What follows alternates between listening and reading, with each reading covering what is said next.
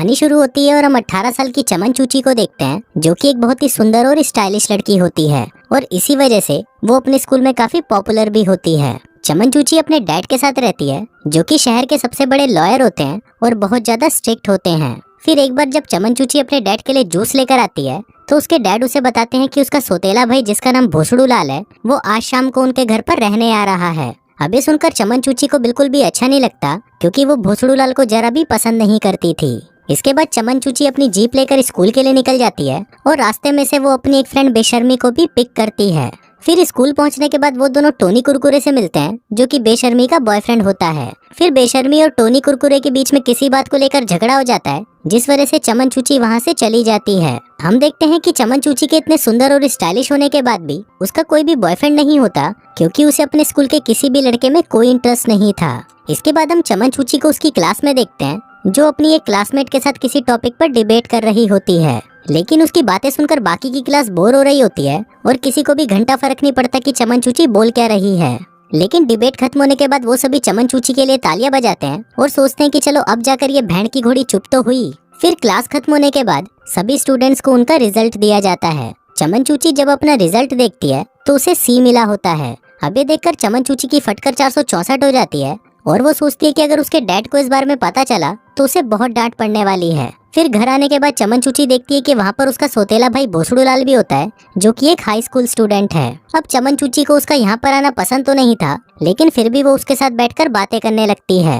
रात को जब डिनर करते वक्त चमन चूची के डैड उससे उसके रिजल्ट के बारे में पूछते हैं, तो इस पर चमन चूची उनको बताती है कि अभी तक उसका रिजल्ट आया नहीं है और वो अपने टीचर से इस बारे में बात करेगी। और इसी के साथ वो इस बार अपनी डैड की डांट से बच जाती है। फिर अगले दिन चमन चूची बेशर्मी के साथ मिलकर एक प्लान बनाती है, जिससे उन दोनों के ही मार्क्स बढ़ सकते थे।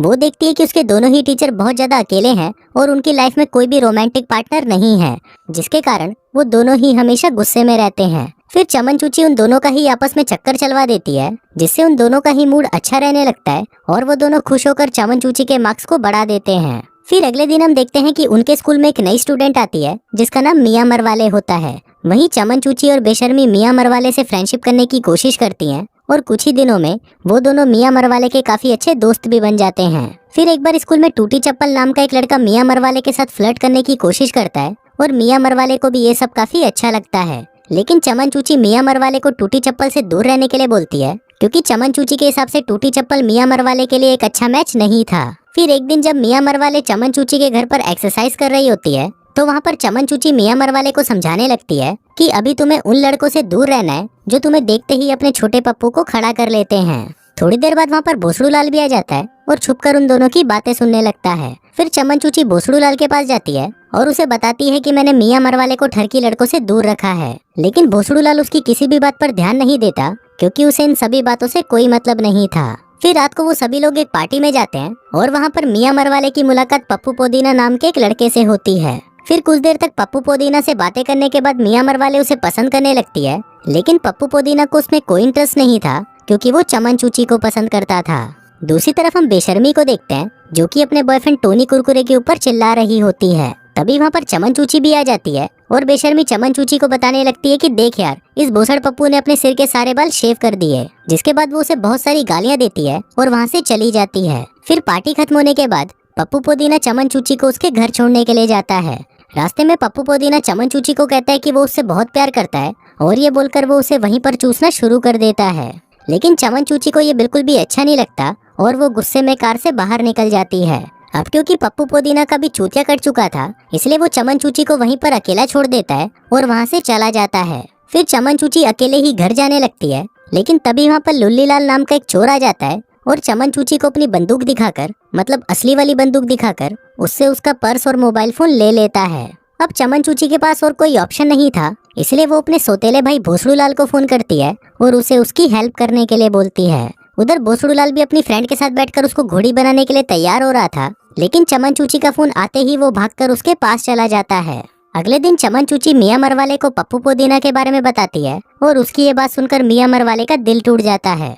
लेकिन तभी चमन चूची उसे कहती है कि तुम चिंता मत करो, मैं जल्दी ही तुम्हारे लिए पप्पू पोदीना से भी एक अच्छा लड़का ढूंढ कर रहूंगी। अगले दिन चमन चूची स्कूल में ईबू हटेला नाम के एक लड़के को देखती है और वो इतना स्मार्ट था कि उसको देखते ही चमन चूची की गुलाबी बिल्ली गीली हो जाती है। फिर वो सोचने लगती है कि वो किसी भी तरह से ईबू हटेला से अपनी गुलाबी पिंकी पिटवा कर ही रहेगी। फिर चमन चूची ईबू हटेला को हिंट देना शुरू कर देती है। वहीं ईबू हटेला भी चमन चूची के इशारे समझ जाता है और वो उसे शाम को अपने साथ एक पार्टी में चलने के लिए इनवाइट करता है। शाम को चमन चूची पार्टी में जाने के लिए तैयार हो रही होती है। फिर जब वो तैयार होकर जैसे ही नीचे आती है तो उसको देखते ही भोसड़ूलाल का छोटा चेतन खड़ा हो जाता है और वो चमन चूची की गुफा में जाने के लिए तड़पना शुरू कर देता है। थोड़ी देर बाद वहाँ पर ईबू हटेला भी आ जाता है और वो चमन चूची को अपने साथ ले जाता है। वहीं घर पर भोसड़ूलाल को ये सोचकर बिल्कुल भी अच्छा नहीं लग रहा था कि उसके होते हुए चमन चूची किसी और के लिए घोड़ी बनेगी। इसलिए वो चमन चूची के बाप को कहता है कि वो उसका ध्यान रखने के लिए उस पार्टी में जा रहा है और ये बोलकर वो भी उसके पीछे पीछे उस पार्टी में चला जाता है। पार्टी में चमन चूची डांस कर रही होती है और तभी वहाँ पर मियाँ मरवाले भी आ जाती है। थोड़ी देर बाद वो दोनों देखते हैं कि वहाँ पर भोसड़ूलाल भी आ जाता है और वो वहाँ पर मियाँ मरवाले के साथ डांस करने लगता है। फिर अगले दिन चमन चूची और भोसड़ूलाल आपस में बातें कर रहे होते हैं कि तभी भोसड़ूलाल की मॉम का फोन आता है। अब भोसड़ूलाल अपनी मॉम से बात नहीं करना चाहता था, इसलिए वो चमन चूची को उनसे झूठ बोलने के लिए बोलता है कि भोसड़ूलाल वहाँ पर नहीं है। इसके बाद शाम को चमन चूची ईबू हटेला को फोन करती है और उसे अपने साथ घचाघच करने के लिए घर पर बुलाती है। इसके बाद चमन चूची बेशर्मी को फोन करके अपने घर पर बुलाती है ताकि वो उसे आज रात को घचाघच करने के लिए अच्छे से तैयार कर दे।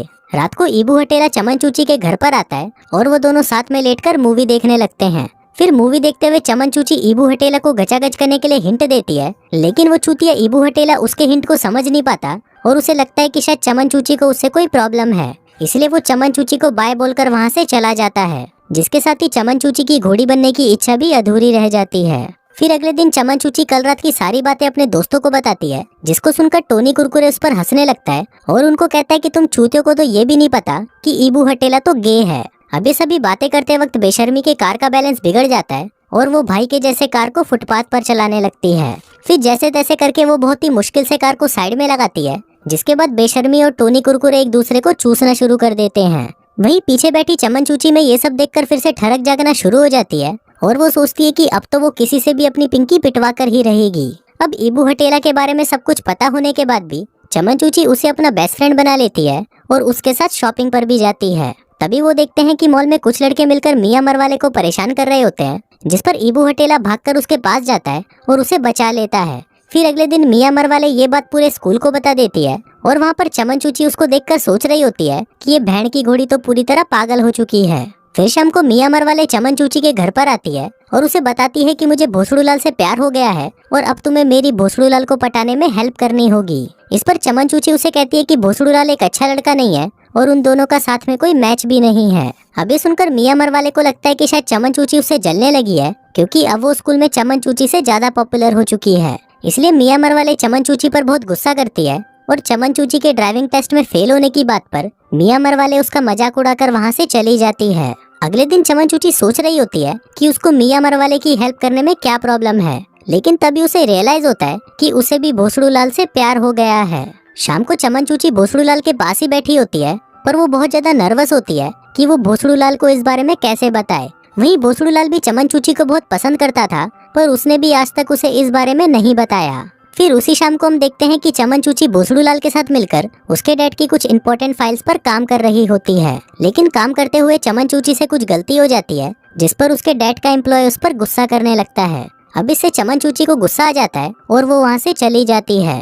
फिर थोड़ी देर बाद चमन चूची के पास भोसड़ूलाल आता है और उसे मनाने लगता है। फिर बातों ही बातों में वो दोनों एक दूसरे के नजदीक आ जाते हैं और एक दूसरे के साथ चुम्मा चाटी करना शुरू कर देते हैं। फिर मूवी के आखिरी सीन में हम एक वेडिंग सेरेमनी देखते हैं, जहाँ पर वो दोनों बुढ़े टीचरों की शादी हो रही होती है। वहीं हम टूटी चप्पल और मियाँ मरवाले को भी एक साथ देखते हैं, जो कि अब रिलेशनशिप में आ चुके थे। फिर वहाँ पर चमन चूची और भोसड़ूलाल भी एक दूसरे को किस करते हैं और सभी को अपने रिलेशनशिप के बारे में बता देते हैं। और इसी के साथ ही ये वाहियात फिल्म यहीं खत्म हो जाती है।